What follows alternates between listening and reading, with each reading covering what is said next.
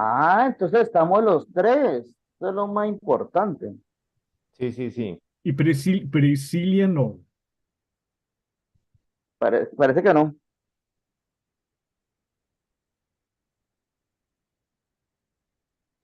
Carlitos, lo que me compartieron, no. El archivo que me compartieron, no.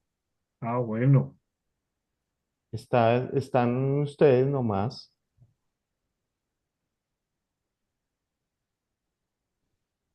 Pero Pero en la pues, no, programación que enviaron, si está el profe Carlos, Priscila, Freddy Guarnizo y Luz Elena Castaño. O sea que sí seríamos cuatro, pero bueno, seguramente modificaron las cosas. sí. Yo creería, no sé. Bueno, Freddy, los principales de la fiesta ya estamos y estamos organizados. Así, Ah, señor entonces sí John, estamos. así, señor John, que le diría que inicie Luz Helena, diría que inicie Luz Helena, pero por los afanes míos, Y Que después inicie. sigo yo por otros afanes. Luz Helena, gracias por cedernos el espacio a usted de este Ay, espacio. profe, pilas con eso. Sí, aquí sí estamos en la equidad, entonces, pero aquí manda, mire, Ah, la no, mayoría sí, que somos, total, bueno, sí. hombre, sí, mucho machete, pero no, no, no, hay un Levante la orden. mano, ¿Nos levante. escuchan los ponentes? Buenas tardes. Muy buenas Buenas tardes. tardes. Buenas Buenas tardes, ya tardes. estamos aquí en el marco de actividades. Damos inicio a la moderación a cargo del maestro Francisco Javier Beltrán Amado, Red de Investigación y Gestión de Conocimiento, de esta mesa de trabajo, mesa número 1, con la temática Derechos Humanos, Justicia Social e Inclusión, haciendo énfasis en derechos de las niñas, niños y las infancias. Adelante. Ahora sí, buena tarde, Carlos Alberto, buena tarde, Gildardo, Freddy, Richard y Luz Helena. ¿Me escuchan? Lo escuchamos muy bien, Sí, Francisco señor. Fernán, y saludos. Sí, Bueno, señor. perfecto. Saludarlos y darles la bienvenida a esta mesa de trabajo que tiene como objeto fundamental los derechos humanos, la justicia social y la inclusión. Para ponernos de acuerdo en una metodología, recordemos que las mesas de trabajo tienen unos actores fundamentales en su desarrollo. Uno, obviamente los ponentes. Dos, el observador, perdón, el relator, que para nuestro caso concreto es el doctor Freddy Carrillo, John Carrillo de la Universidad Santo Tomás. Y voy a pedirle el favor a los compañeros que están aquí en el auditorio conmigo, si alguno me quiere acompañar como observador de la mesa de trabajo. ¿En qué consiste ser observador? Un observador es la persona que identifica, evalúa, proporciona y detecta todo lo que pasa en el desarrollo de la mesa. Si la mesa cumplió con los objetivos, si la mesa se desarrolló de la mejor manera, va tomando nota y nos regala esas observaciones al final del ejercicio. ¿Alguno de ustedes está interesado en ayudarme como observador?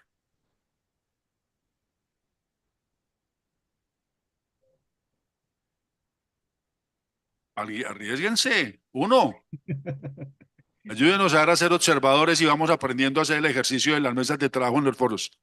¿Quién? No, no quiero ser a la dedocracia, no le quiero jalar. ¿Quién? ¿Tú? Perfecto. Regálame el nombre. Gloria. Perfecto, Gloria. Entonces vamos a tener a Gloria como observadora de esta mesa de trabajo y vamos a estar moderando esta intervención. Ya tenemos las personas participantes de la mesa. Les propongo a los exponentes que para efecto del tiempo participemos cada uno con una intervención inicial de 10 minutos para que podamos conocer sus puntos de vista iniciales y con base en eso vamos llevando a cabo un diálogo que nos permita entre todos reflexionar, presentar propuestas de acción y presentar alternativas frente a lo que significa este tema tan espinoso, tan importante, pero también a veces un poco esquivo, que tiene que ver con los derechos humanos, con la justicia social y con la inclusión. Entonces, le doy la palabra al doctor Carlos Alberto Gallego. Bienvenido a esta mesa de trabajo, doctor Gallego. Francisco Javier, a usted y a toda la comunidad que en esta tarde se encuentra con nosotros, agradecerles por esta oportunidad y contarles pues que desde la Universidad Católica de Oriente es un gusto para nosotros siempre participar y hacer parte de la familia Regis. La propuesta con la que vengo en esta tarde es del aula a la acción social, una aproximación a la praxis humana y a las humanidades en la Universidad Católica de Oriente. En ese ejercicio que hay que hacer con gusto de docencia en la Universidad Católica de Oriente, propiamente me desarrollo como docente de la Facultad de Teología y Humanidades. Doy unos cursos que están enmarcados en lo que nosotros denominamos la ruta de humanismo. La ruta de humanismo es toda esa formación que pretende, dentro de la misión Universidad Católica de Oriente, es cómo formar profesionales, pero con ese componente humano, con ese sentido de dignidad humana. En ese quehacer he ido percibiendo dificultades en cuanto a llegar al aula de clase, querer dar, ofrecer, compartir, discutir con los estudiantes este prototipo de cursos. Uno siente que los muchachos ya hacen parte de ese contexto social donde lo que impregna es el tener, no el ser, el tener. El segundo, en ese tener, el todo se vuelve útil y desecho, ese consumismo. Y el tercero es individualismo. Y eso empieza uno a percibirlo también, que cuando uno llega a hablar de cursos como Proyecto Humano, Antropología, Cristología, Fundamentos Éticos, hay una acción de qué pereza, eso no me interesa, eso para qué, dignidad, humanismo, humanidades, eso no hace parte del quehacer. Me interesa es mi título profesional. Ante esa realidad, teniendo claro que la universidad hace referencia a la conocimiento universal y que ese conocimiento universal vela por la dignidad, vela por la formación humana en todos los campos, es donde entra nuestra Universidad Católica de Oriente con su misión, con su visión centrada en la persona humana, en la Facultad de Teología, a querer formar humanos profesionales. Y para ello, la ruta de humanismos. Y para ello, ¿cómo vamos ante esa realidad que encontramos a ir acercándonos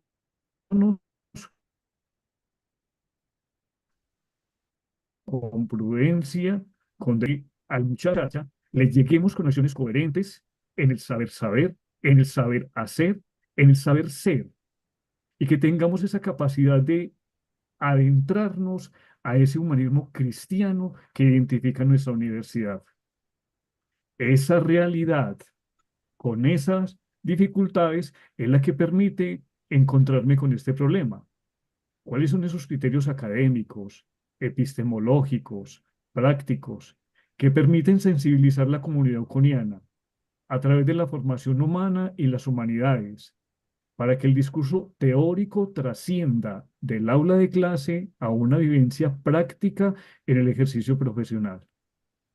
¿Cómo llegar cuando hablemos de ética, que cuando hablemos de moral, que cuando hablemos del cristianismo, que cuando hablamos de ser católicos, que cuando hablamos de dignidad humana, que cuando hablamos de ese sentido humano, eso hay que sacarlo también del aula y eso lo vamos a vivir en nuestro quehacer de familia, en nuestro quehacer en la sociedad, en nuestro quehacer profesional?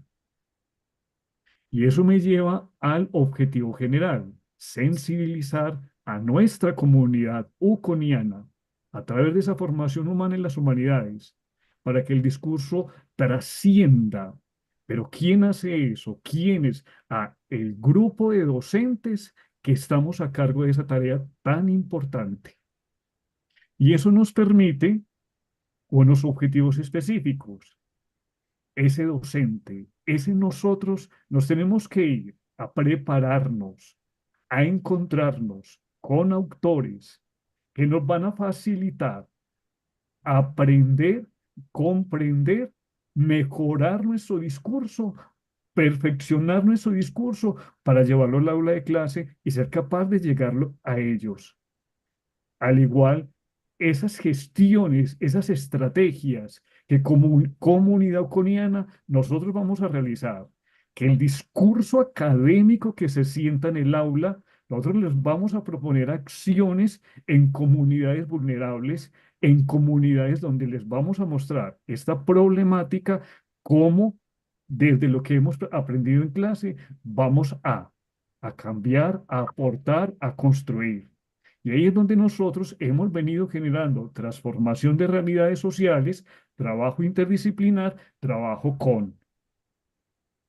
Todo esto, ¿cómo se logra? Se ha venido haciendo un trabajo permanente que nosotros como docentes de ese grupo de humanidades en la facultad nos pongamos a estudiar verdaderamente y nos apoyemos en autores, como los que propongo acá, como los que estoy planteando acá. Eduardo Santa hace parte de ese colectivo colombiano y nos regaló un libro precioso, La crisis del humanismo. Jacinto Choza, Historia Cultural, Antanas Mockus, Martin Heidegger, Victoria Camps, cada uno de ellos es un punto que nos permite a nosotros la lectura, la escritura y preparar nuestro discurso académico, preparar nuestro qué hacer en el aula de clase para con idoneidad hablar y tocar tocar y llevar a una confrontación real y social que amerita este ejercicio. Para ello, ¿qué metodología hemos implementado? En nuestro caso, el proyecto, una metodología cualitativa con enfoque hermenéutico. ¿Por qué? Porque nos permite la interpretación de esos textos, de esos autores, el diálogo epistemológico, el cual el profesor, cuando llega al aula de clase, lo debe propiciar.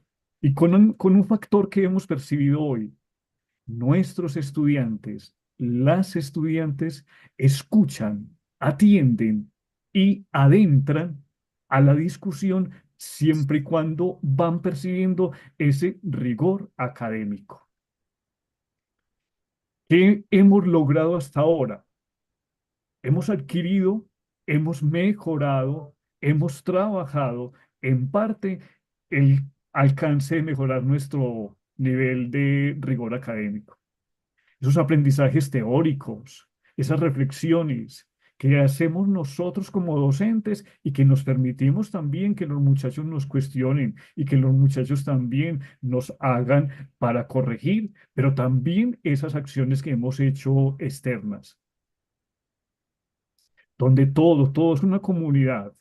Vamos mostrando que es posible trabajar a ese componente que Francisco Javier decía ahora, y es la dignidad humana.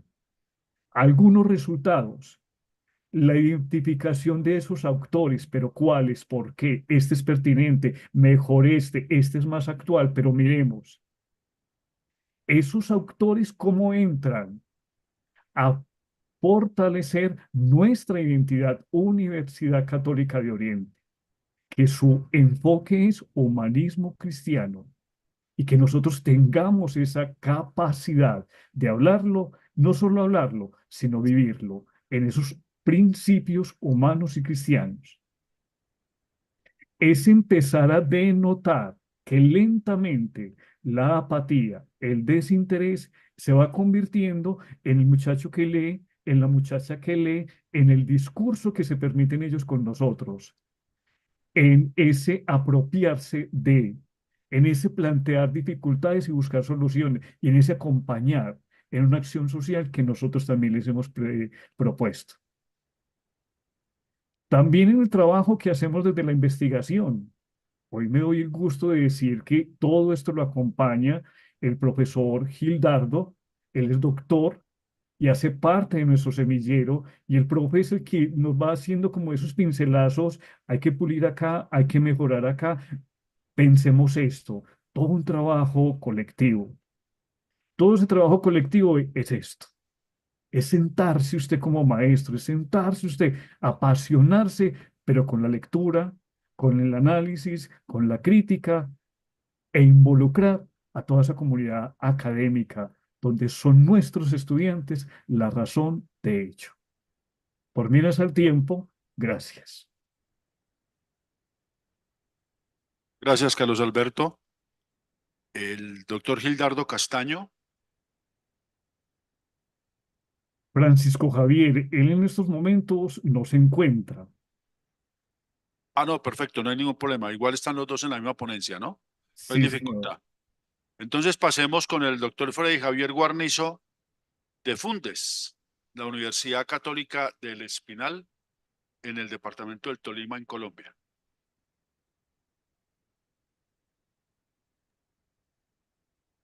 Muy buenas tardes. Muy ¿Me buena escuchan? tarde.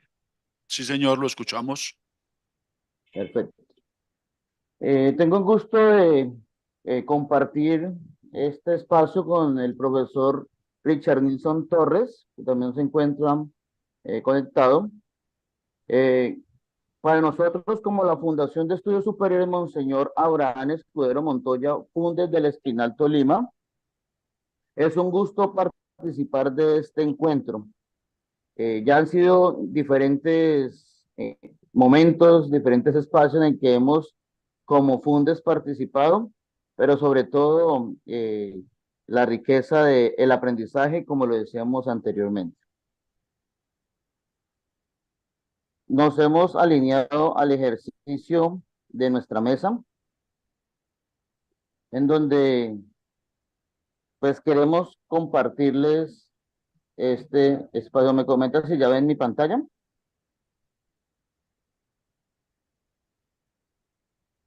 No, no estamos viendo la presentación.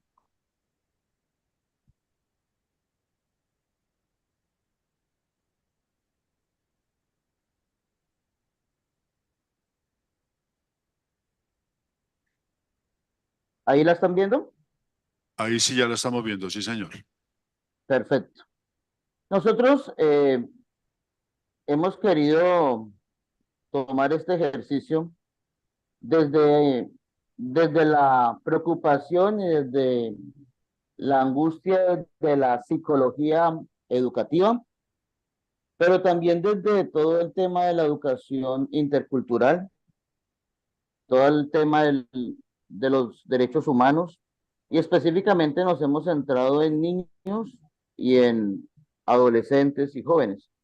Es por eso que el título es Estrategia Metodológica para la Atención de la Discriminación y la Promoción de la Inclusión Social en Estudiantes de Básica Secundaria y Media Académica en Instituciones Educativas en Colombia. Para este ejercicio hemos hecho dos ejercicios investigativos, pero quisimos complementarlo en uno solo, y es la generación de un instrumento cuantitativo, pues para todo el tema de la medición de percepciones, del tema de la discriminación, de la inclusión social, que más adelante lo miraremos rápidamente, y una propuesta eh, de intervención que se desarrollaría desde un protocolo buscando unas políticas educativas. Voy a dar la palabra al profe Richard. Muchas gracias, profe Freddy. Pues un saludo fraterno a todos los presentes. Complementando lo que el profe Freddy estaba mencionando, todo este ejercicio también surge de un interés internacional en el cual desde las Naciones Unidas en los objetivos de la Agenda 2030 se logra identificar como décimo objetivo la reducción de las desigualdades, partiendo de una evidencia en donde se ha generado en que todos estos países que nos encontramos inmersos en este ejercicio, pues presentan poca promoción de la inclusión social, dificultades a la hora de garantizar igualdad en oportunidades y pues también dificultades en la adopción de políticas. De ahí, al revisar en el DANE a nivel nacional, acá en Colombia, se logra evidenciar que también en un estudio en donde se Se trata de revisar cómo es la percepción de la discriminación de las personas desde los 18 años en adelante.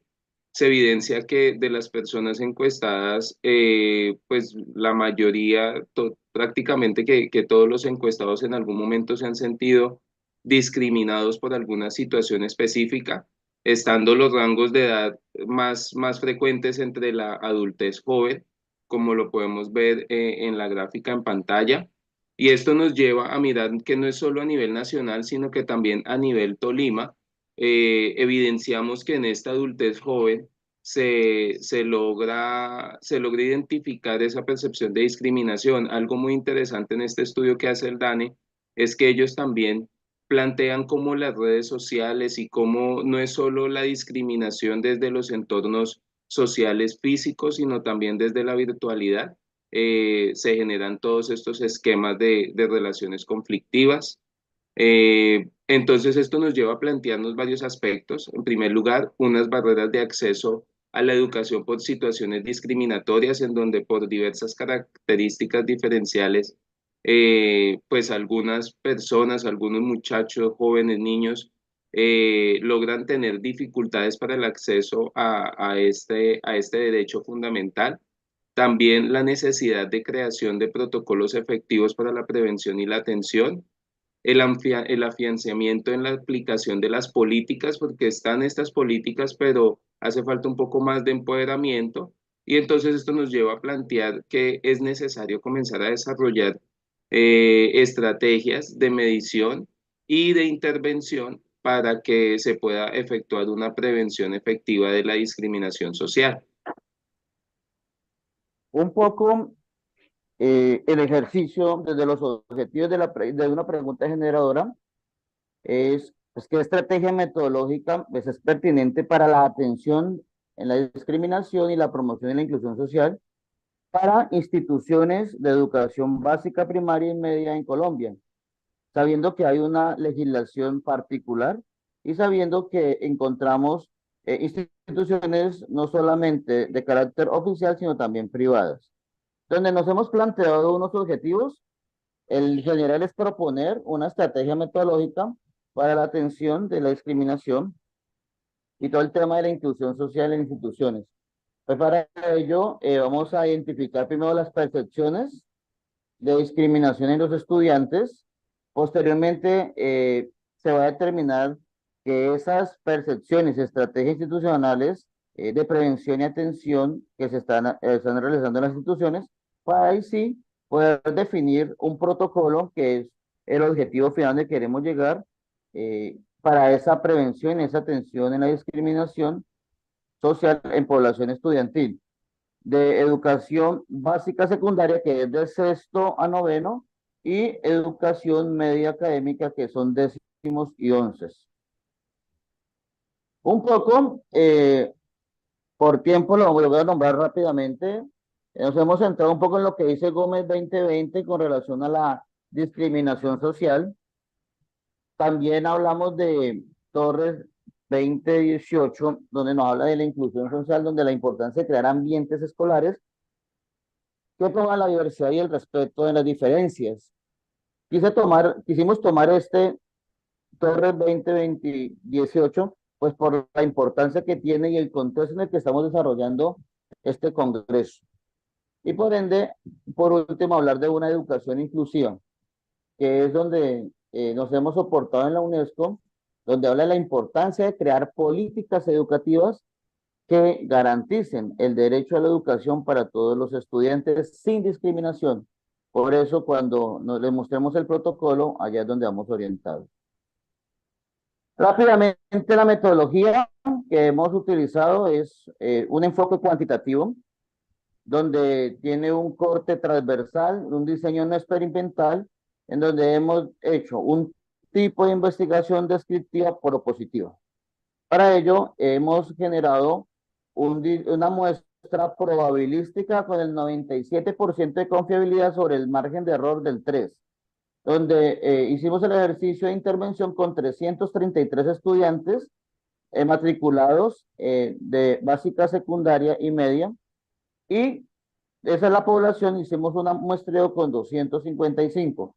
Específicamente hemos tomado una institución que tiene elementos de ruralidad, pero elementos también de urbanos, teniendo en cuenta que está en un casco urbano de un municipio como es Flandes, que tiene veredas alrededor.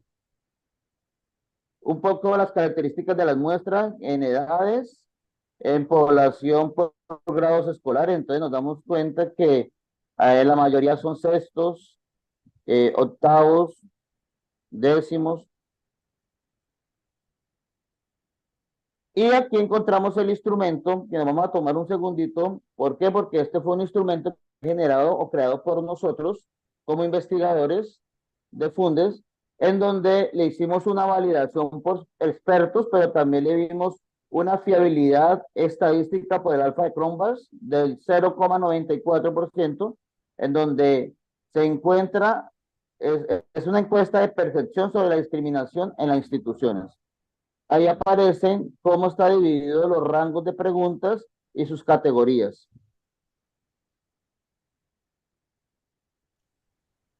Teniendo en cuenta pues como todo el panorama del análisis de la información, se lograron encontrar datos referentes a, por ejemplo, al aspecto familiar, cómo desde la familia se sienten los estudiantes discriminados o cómo en la familia se han generado algunos comportamientos que llevan a la dificultad de comunicación, inclusive a la dificultad tanto emocional y empática en las relaciones sociales. Como lo podemos evidenciar en cada uno de los ítems. Algo que puntúa mucho es el a veces y el siempre, llevando a encontrar de que estos comportamientos, pues cada vez desde lo familiar se tienen como más, con mayor frecuencia. A nivel individual, es otro aspecto que se logró evaluar y era esa percepción, digamos, más específica de cada uno de los estudiantes frente a si en algún momento se han sentido ellos como víctimas de discriminación, si en algún momento han sido ellos los que han ejecutado este ejercicio de la discriminación o la exclusión hacia algún compañero, o si han tomado un rol de observadores, llevando pues que desde este análisis se pueda pues como vislumbrar lo que son los tres aspectos claves a la hora de mirar todo lo que es acoso escolar y todo lo que son estas relaciones sociales dentro del entorno educativo. Ya de frente a las percepciones institucionales, se logra observar cómo en esta pregunta clave que es cuántos casos consideran de discriminación que hay presentes en la institución educativa, y el 55% manifiesta que muchos, algunos un 27% manifiesta que pocos, pero tan solo un 4% dice que no considera que nunca se ha presentado. Entonces, la discriminación social es algo que digamos que es real, que está presente y que es importante abordarla de forma adecuada. Igualmente, fue importante preguntarles a los estudiantes qué casos de discriminación consideran los más frecuentes, teniendo en cuenta que la discriminación puede ser generada desde diferentes aspectos, siendo el mayor porcentaje para la discriminación basada en características físicas con el 58,7%, pero pues también con un 50,4% se encuentran las características basadas en color de piel, teniendo en cuenta que la población en la cual se evaluó, pues es una población que tiene mucha población flotante, que son pues personas de diferentes sectores de Colombia que en algún momento dado llegan al municipio, están por un tiempo y vuelven y se van. Entonces eso hace de que haya pues digamos como una congregación de diferentes culturas y etnias dentro de esta misma. También se logró evidenciar qué consideran ellos que la institución hace frente a sensibilización, a campañas, y encontramos que pues los estudiantes logran observar que sí se han realizado algunas acciones, pero en la que más o menos desconocen es la formación de los docentes, como de pronto se podría deducir el hecho de que quizás hace falta poder digamos, exponer un poco más o promover un poco más de que todos los docentes, todo el cuerpo docente esté en un camino, esté enfocado hacia la misma percepción de promoción de la inclusión social y de prevención de estos aspectos de discriminación. A nivel de conclusiones, entonces, esto nos lleva a poder identificar en primer lugar que se logran observar estas percepciones, identificar las percepciones respecto a la discriminación en estudiantes de básica, secundaria y media académica, teniendo en cuenta el área familiar, personal e institucional, como lo acabamos de observar. También se logró adaptar y definir un protocolo para la prevención y atención de la discriminación social en población estudiantil de básica, secundaria y media académica, con el fin de poder ser aplicado e implementado. Este protocolo, que lleva por título Protocolo para el manejo de las situaciones que tienen relación a la discriminación social y afectan la convivencia escolar, tiene como objetivo establecer una ruta metodológica orientada desde aspectos legales, conceptuales y procedimentales. Clave acá, a nivel del Tolima hay una red de docentes orientadores, entonces se logró también trabajar una adaptación de un protocolo inicial que se había realizado hace algunos años, que pues faltaba actualizar y complementar con varios de los aspectos que se lograron evidenciar importantes con el ejercicio. Este es el esquema general del protocolo, en donde la comunidad educativa es el centro, pero entonces alrededor de ella podemos encontrar que es importante definir un marco legal claro, un marco conceptual específico, amplio, y que fuera de eso sea pues a la misma vez accesible para la comunidad, una ruta integral en la cual sepamos cómo movernos frente a las diferentes situaciones y como tal la población objetivo que hace parte de este protocolo. Entonces, de aquí van surgiendo los diferentes esquemas del protocolo a nivel legal, teniendo en cuenta normas internacionales y las normas nacionales que rigen no solo a nivel de educación, sino a nivel de derechos humanos, a nivel de todo lo que es la inclusión social, desde aspectos desde convivencia, ciudadanía y participación. A nivel del marco conceptual, ya el profesor Frey nos mencionaba unos aspectos claves a nivel teórico. Acá desde el protocolo el objetivo es también tener unos conceptos claros para la comunidad, desde lo que es la discriminación social, cómo hay unos tipos de discriminación y cómo estos se pueden llegar a especificar, cómo es necesario reconocer la inclusión social y pues también lo que es la educación inclusiva. Acá a nivel de la ruta integral nos basamos desde los componentes planteados desde la ley 1620, que son promoción, prevención, atención y seguimiento. Son los componentes claves que desde el Ministerio de Educación Nacional se dan, pero desde el protocolo lo que se hace es poder generar unas estrategias específicas en cada uno de estos que van enfocadas a la prevención de la discriminación.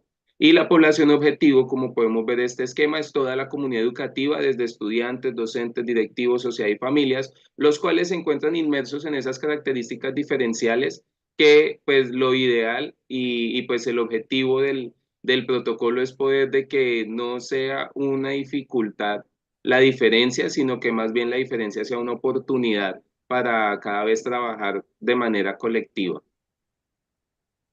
Aquí les queremos mostrar eh, un poco la aplicación del instrumento, donde no solamente lo hicimos a través de físicamente en papel, sino que también lo hicimos de manera sistematizada a través de tablets, a través de computadores. Ahí ven las evidencias, los ejercicios que se hicieron con los diferentes padres de familia también. Nuestras referencias bibliográficas y muchas gracias. A ustedes, profesor Freddy, profesor Richard, muy amables. Le damos la palabra a la profesora Lucelena Castaño. En aras de la equidad, vamos a extender el tiempo de participación de ella para que equilibremos los momentos de participación con los demás ponentes. Profesora Lucelena, buena tarde y bienvenida. Buenas tardes para todos. Bueno, para compartir me autoriza para compartir. Te estamos viendo perfecto, no hay problema. Ah, ¿están viendo la presentación? No, todavía no, te estamos viendo a ti. Ah, perfecto, excelente.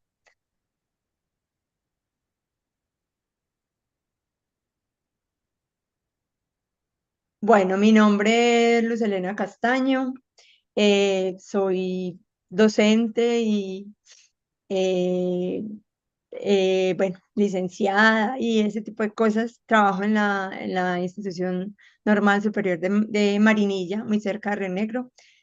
Soy de Colombia, Antioquia, y hoy vengo pues a contar un poco sobre el interés, sobre un interés particular que tengo con relación. Ahí ven mi pantalla, ven la proyección. Sí, señora, ya la estamos viendo. Bueno, Aquí no la estamos viendo. no, ¿qué hay que No, hacer entonces? Volver. creo que volver. Bueno, volver es un tango.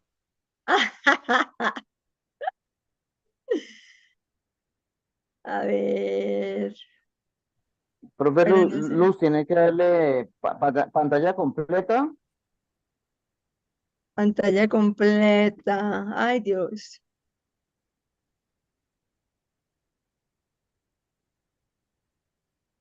Dejar de compartir. Vuelvo. Compartir.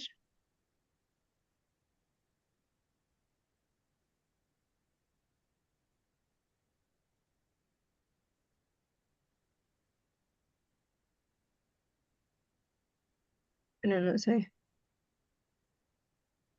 Ahí todavía no. Ahí sí o tampoco. ¿No? Pro- No sé, Profe, entonces, le tocaría así va cambiándola, cámbiala a la segunda. la cambio a la segunda. Pero sí se Sí. ve. Se ve Bueno, más pequeña, pero sí se ve. Pasa a la segunda. a ver. Ahí, ¿se ve? Ahí sí Eso, ya ahí se la ve. vemos. Bueno, el tema que me convoca hoy es alrededor del suicidio. El título del ejercicio que estaba haciendo es El fenómeno del suicidio, una aproximación desde el psicoanálisis freudiano. Hago parte del semillero cultivo de vida de la Universidad Católica de Oriente en Río Negro, Antioquia, Colombia. Es un semillero que está, digamos, construyendo un ejercicio de investigación y formando a personas en el proceso de investigación. Este es digamos, es un ejercicio todavía de proceso de investigación. Bueno, el suicidio es un problema, es una situación problemática a nivel mundial. La OMS, por ejemplo, dice que hay alrededor de 800.000 personas que se suicidan cada año en el mundo. El suicidio está considerada la segunda causa de muerte entre muchachos entre los 15 y los 29 años y eso lo determina pues como un problema de salud pública. A pesar de que ha sido abordado por diferentes disciplinas, sigue siendo un asunto que todavía está como en proceso de construcción. Aún hay dificultades como con la clarificación de la definición y encontrar como un consenso en ese sentido. El psicoanálisis también se ha preguntado por él y a mí personalmente me ha interesado mucho la postura bueno, encarretada con el psicoanálisis y me interesa la postura que, digamos, que puede tener Freud con relación a este problema o este fenómeno. Ha habido muchos aportes, sin embargo, todavía hay como cosas por aclarar y el interés es en ganar comprensión sobre él, sobre el fenómeno del suicidio y posiblemente abrir campos, alternativas de solución. El suicidio ha sido un asunto que se remonta a la existencia misma de la humanidad. Ha estado presente en todos los momentos históricos del desarrollo de la humanidad y ha sido vivido diferente en las culturas y sociedades de acuerdo al contexto propio. Hasta cierto momento, por ejemplo, y en ciertas culturas, era un asunto normal. Para nosotros, por lo menos para la cultura occidental y en el momento, es un fenómeno, es un problema que nos crea muchas preguntas y que pues considero que es importante como entrar a abordarlo. Los objetivos que me planteo en este ejercicio son, primero, identificar los elementos teóricos del psicoanálisis que permitan entender y caracterizar ese fenómeno. En los específicos sería rastrear elementos teóricos del psicoanálisis freudiano, porque hay muchos desarrollos del psicoanálisis, pero digamos que a mí me interesa un poco centrarme en la postura de Freud y que sean aplicables a una caracterización del suicidio. El segundo objetivo específico sería indagar sobre las características y tipos del suicidio que propone Freud desde su teoría. Y el tercero sería un acercamiento histórico al fenómeno del suicidio en la cultura occidental. La pregunta que me mueve como este ejercicio está formulada como ¿qué elementos teóricos del psicoanálisis permiten entender y caracterizar el fenómeno del suicidio en la actualidad? Los desarrollos teóricos, pues necesariamente uno o se parte de esos datos tan alarmantes que ofrece la Organización Mundial de la Salud, donde dice que hay casi 16 personas por cada 100.000 se suicidan permanentemente, y que lo que está indicando que cada 40 segundos hay un suicidio. Y que esto es muy particular que se dé entre edades muy jóvenes, por ejemplo, entre los 15 y los 44 años, que es además la primera muerte y la primera causa de muerte en esas edades. Y la segunda, que también es muy alarmante, que ha venido aumentando sobre todo post pandemia, es los suicidios en personas menores, entre los 10 y los 24 años, que ahí, según la OMS, que la cataloga como la segunda causa de muerte. Además, también plantea que viene en aumento progresivo, que en los últimos 45 años se ha dado un 60% de aumento en el mundo. Y que además esto no está incluyendo los intentos de suicidio, que son 20 veces más frecuentes que los suicidios consumados. O sea que empieza siendo un problema, digamos, de talla mayor y donde a mí personalmente me parece interesante y muy valioso el ejercicio pues, de conocer al respecto. Bueno, que porque una persona se suicida, a veces hay tantas posibilidades, ¿cierto? Porque de hecho el suicidio tiene muchas posibilidades, muchos orígenes, puede ser, tiene que ver con lo demográfico, con lo clínico, con lo neurobiológico, con lo genético incluso. Y además, y se está asociado a una causa orgánica, eso hace que sea más riesgoso y la posibilidad de que se dé como de una manera más efectiva. Entonces es un problema actual que afecta a todas las poblaciones, no tiene distinción de raza, sexo, lugar del mundo, ¿no? Y que se evidencia como esa necesidad de poner fin a la existencia, ¿cierto? También dentro de la literatura que he revisado, dice, el suicidio es prevenible, pero tenemos que conocer al respecto, saber cuál es su dinámica, saber cuáles son sus móviles, sus dinámicas para poder decir o pensar cómo prevenirlo. Hay un problema, digamos, en términos de lo teórico, y es que no hay un claro consenso entre qué es, cómo tratarlo, cómo definirlo, por eso mismo, por su condición de multifactorial, por su condición de multicultural, porque cada cultura de alguna manera también asume un concepto de ese asunto. En particular, el psicoanálisis, Freud, digamos, se interesó por ese concepto Sin embargo, parece ser que a lo largo de su teoría o de su presupuesto teórico, lo tocó muy tangencialmente.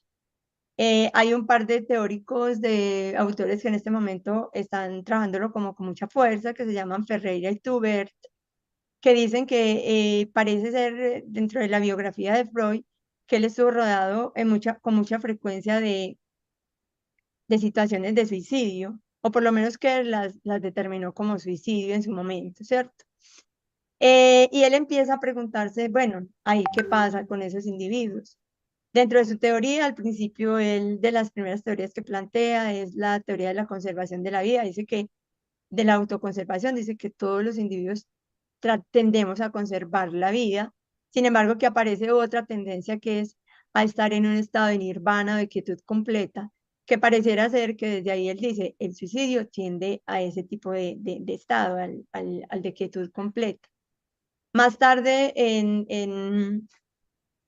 él propone el texto de Duelo y Melancolía, donde dice que la reacción del individuo hacia la pérdida, él lo ve de dos lugares, lo ve como una forma normal, que es el hecho de yo entender que ya no tengo a ese ser amado a mi lado o a eso que yo amo, y otra que él lo entiende como patológica, que vendría a ser la melancolía, donde el individuo empieza a ponerse como del lado de la culpa y a sentir que él tiene responsabilidad con eso que pierde.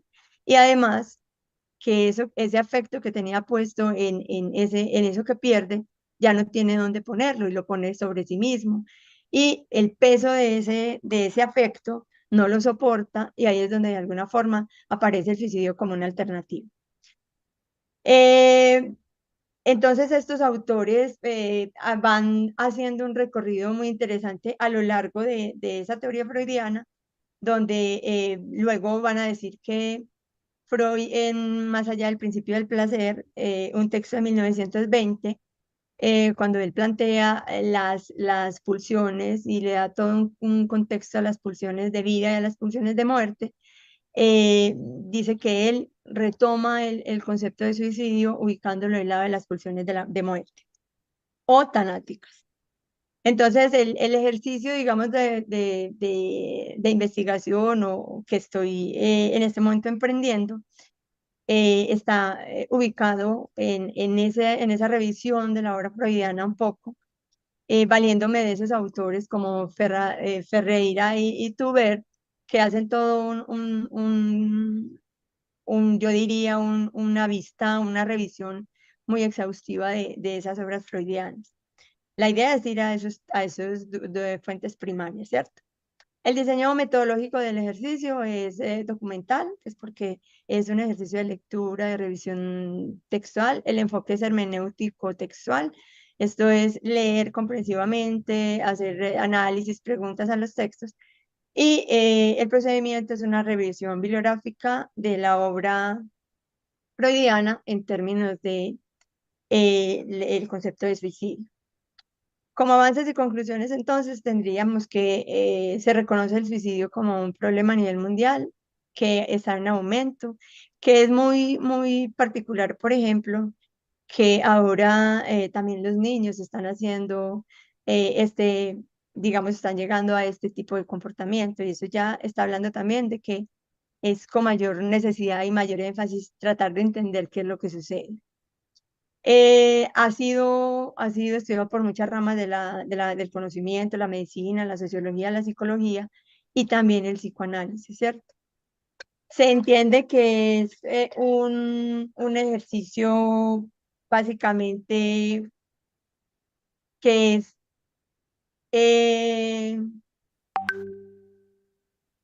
a ver, me perdí. Ahí, que es un ejercicio que tiene que ver con muchos factores culturales y que Freud también hace una propuesta donde él dice que hay un asunto a nivel del psiquismo humano que está diciendo pues que hay algo con ese fenómeno. Como decía, son esos tres autores que he encontrado, Ferreira, Valladolid y Tubert, que abordan desde la obra freudiana el asunto del suicidio. Muchísimas gracias, muchísimas gracias por su atención. Gracias a usted, profesora Luz Helena. A ver, profesor Freddy, profesor Richard, hablaron ustedes de la psicología educativa, de la interculturalidad, del tema de la discriminación en los estudiantes de la educación media. Contémosle a los estudiantes de la prepa que tenemos aquí, la prepa 16, ¿no? Prepa 16. ¿Qué estrategias podríamos tener en la escuela para que no se repita esa discriminación y no se vuelva el común denominador? Porque finalmente lo que no puede pasar es que la escuela se convierta en un espacio donde se vulneran los derechos humanos. Si eso pasa, la escuela está perdiendo sentido frente a su papel fundamental. Entonces, profesores, los escuchamos. ¿Están por ahí? Profesor Freddy, profesor Richard.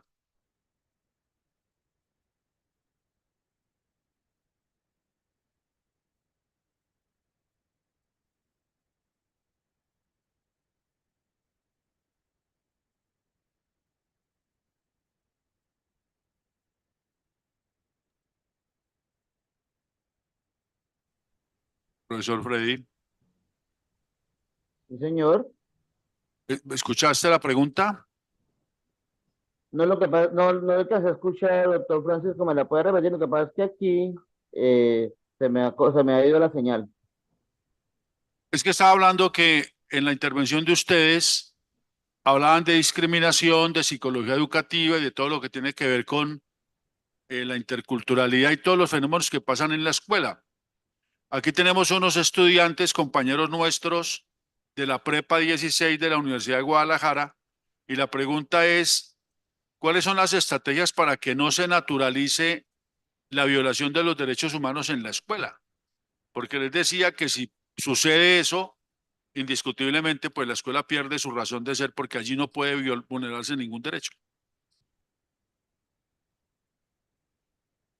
Qué pregunta tan interesante, pero tan compleja. ¿Por qué? Porque en la escuela el docente juega un papel fundamental.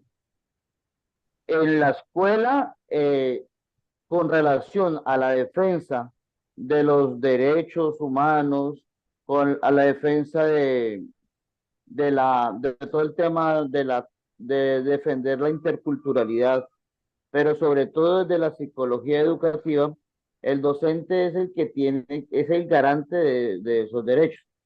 Es por eso que nosotros aquí en Colombia manejamos unas normativas. Esas normativas son específicas al punto que sacaron una ley, la ley 1620, donde específicamente uno de esos, un elemento fundamental es la generación de los pactos de convivencia. Y dentro de esos pactos de convivencia debe tener un capítulo específico que nos hable del bullying. ¿Por qué? Porque fue una realidad que se nos ha presentado bastante aquí en Colombia. Entonces, fue una manera de atacarlo. Eh, en Colombia también hay lo que se llaman proyectos transversales. En los proyectos transversales, entre esos está todo el tema de los derechos humanos, de los gobiernos escolares, de todo el tema de las ciudadanías, y ese ha sido un elemento donde hemos podido desarrollar el ejercicio. Y un elemento que es bien interesante es desde la psicoorientación. Nosotros como psicoorientadores no podemos hacer intervención en colegios. Sí, bueno, intervención clínica, puntualmente, pero sí podemos hacer procesos de prevención, de promoción en relación a estos ejercicios.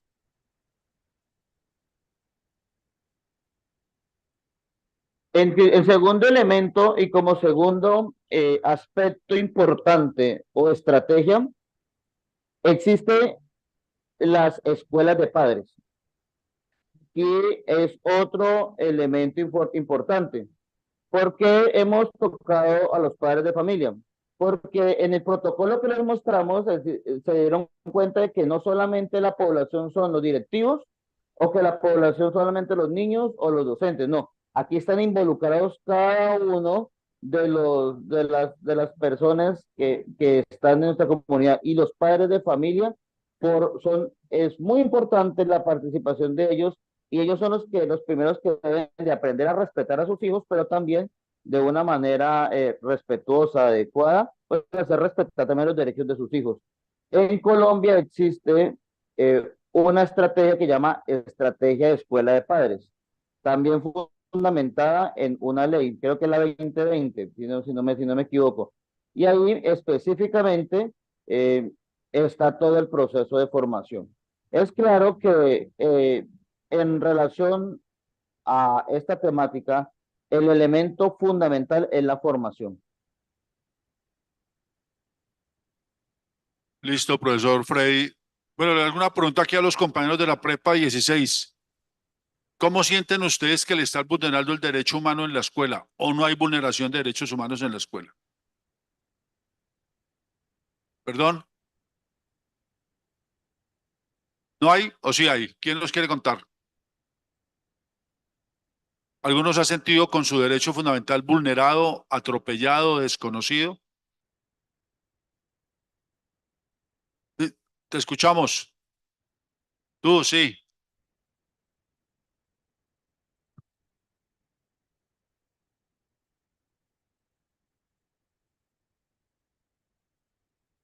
Dinos tu nombre.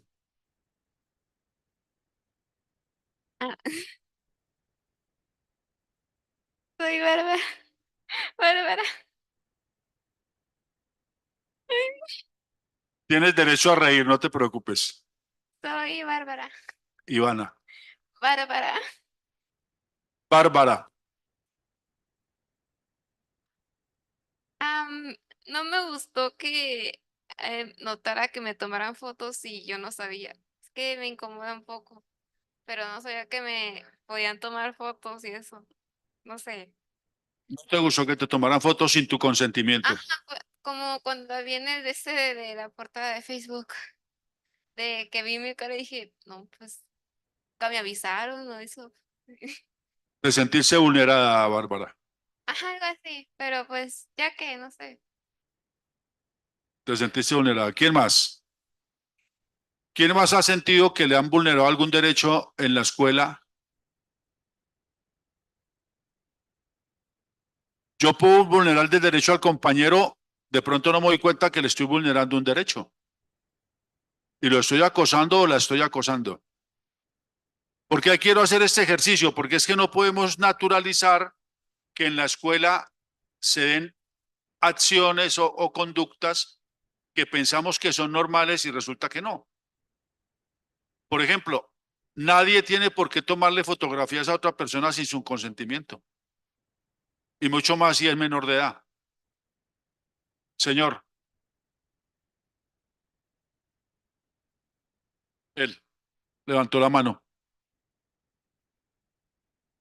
Buenas tardes, mi nombre es Alan Ariel y creo que cuando entramos al bachillerato de la Prepa 16 de la Universidad de Guadalajara, este, supongo que aceptamos a la hora de entrar a la prepa escuela las condiciones sobre las fotos, eh, pues sí, esas cosas.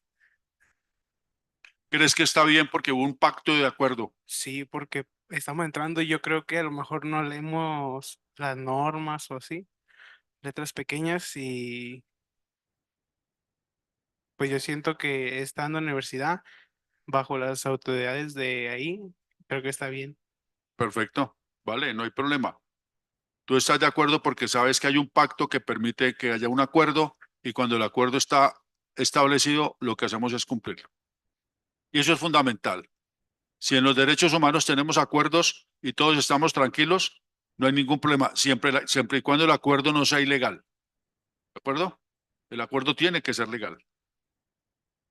¿Alguien más nos quiere contar algo? Ah, bueno. Están ustedes nomás. ¿No hay más? Perfecto. Profesora, Pero ¿quién habla? Pero en la programación que enviaron, si está el Se profe nos, Carlos, Priscila, se nos corrió, Freddy Guarnizo se nos y corrió alguien Luz ahí. Helena Castaño. O sea que Profesora Luz Helena, seguramente modificaron las cosas. Sí. Yo Sí, señor. no sé. Bueno, Freddy, los principales profesora Luz Helena, de la fiesta Sí, ya señor. Buenas están tardes. organizados. Así Ah, que, entonces aquí estamos. Hola. sí, señor John, es que se nos metió otra conversación. Sí, No, señor. se Eso veo. corrió una, como la grabación. Y Y después entonces- sigo yo por otros afanes. Luz Helena, gracias por tenernos el espacio súper. Ay, profe, pilas con eso. ¿Pero qué? Aquí sí estamos en la equidad, entonces Profesora Luz Helena, ¿usted me escucha? Sí, señor, con la interrupción, pero lo escucho. Sí, Mucho machete, pero no. Hay levante la mano, le ¿Nos escuchan los ponentes? Buenas tardes. Muy buenas buenas tardes. tardes. Buenas Buenas tardes, tardes. estamos aquí en el marco de actividades. Damos inicio a la moderación a cargo del Es que se nos maestro metió la grabación del Se está inicio. metiendo se está metiendo la grabación del Esta inicio. Mesa de trabajo, mesa número 1, con la temática Derechos Humanos, Justicia Social e Inclusión. Haciendo Bueno, énfasis vamos a en empezar la derechos de mesa. ¿Qué las niñas, opinan? niños y las infancias. Adelante. Ahora sí, buena tarde, Carlos Alberto, buena tarde, Gildardo, Freddy, Richard y Luz Helena. Esperemos que Lo escuchamos muy bien, Francisco señor. Fernando. Y No. bueno, perfecto. Saludarlos y darles la bienvenida a esta mesa de trabajo que tiene como objeto fundamental los derechos humanos, la justicia social y la inclusión. Para ponernos de acuerdo en una metodología, recordemos que las mesas de trabajo tienen unos actores fundamentales en su desarrollo. Uno, obviamente los ponentes. Dos, el observador, perdón, el relator, que para nuestro caso concreto es el doctor Freddy Carrillo, John Carrillo de la Universidad Santo Tomás. Y voy a pedirle el favor a los compañeros que están aquí en el auditorio conmigo, si alguno me quiere acompañar como observador de la mesa de trabajo. ¿En qué consiste ser observador? Un observador es la persona que identifica, evalúa, proporciona y detecta todo lo que pasa en el desarrollo de la mesa. Si la mesa cumplió con los objetivos, si la mesa se desarrolló de la mejor manera, va tomando nota y nos regala esas observaciones al final del ejercicio. ¿Alguno de ustedes está interesado en ayudarme como observador?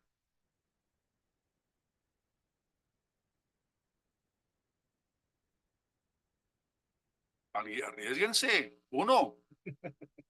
Ayúdenos a ser observadores y vamos aprendiendo a hacer el ejercicio de las mesas de trabajo en los foros. ¿Quién? No quiero ser a la dedocracia, no le quiero jalar. ¿Quién? ¿Tú? Perfecto. Regálame el nombre. Gloria. Perfecto, Gloria. Entonces vamos a tener a Gloria como observadora de esta Gloria mesa de todavía está, trabajo sí, todavía está y vamos a Gloria. estar moderando esta intervención. Ya tenemos las personas participantes de la mesa. Les propongo a los exponentes que, para efecto del tiempo,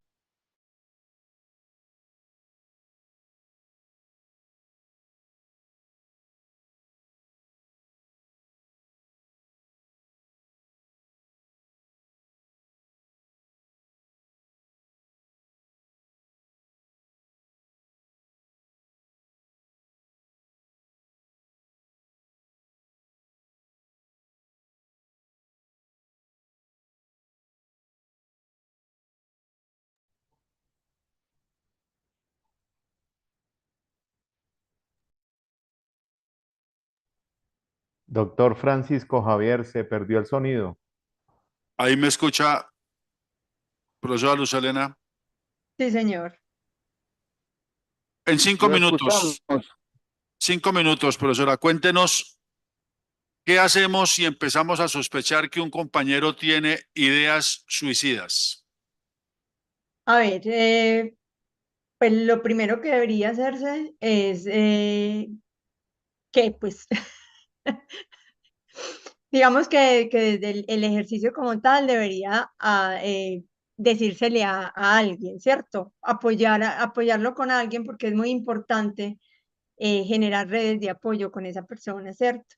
No hacerse el de la vista, o sea, el indiferente, ¿no? Hay que mirar, buscarle que alguien, o sea, activar como una línea, por ejemplo, en el colegio.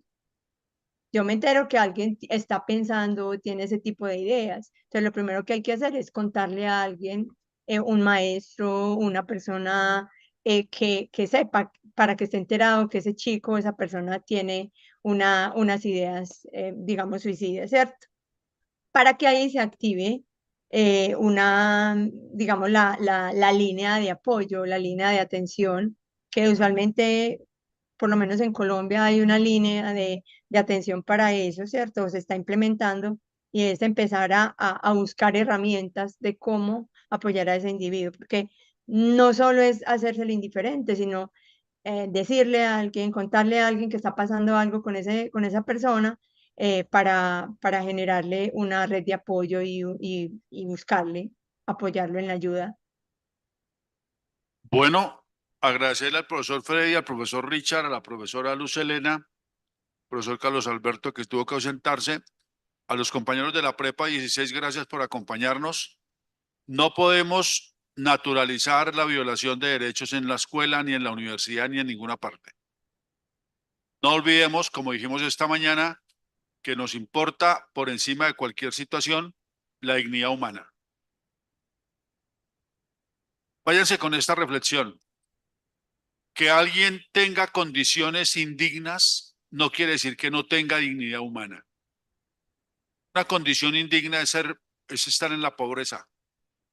Pero por más condición indigna que se tenga, la dignidad humana prevalece por encima de lo demás.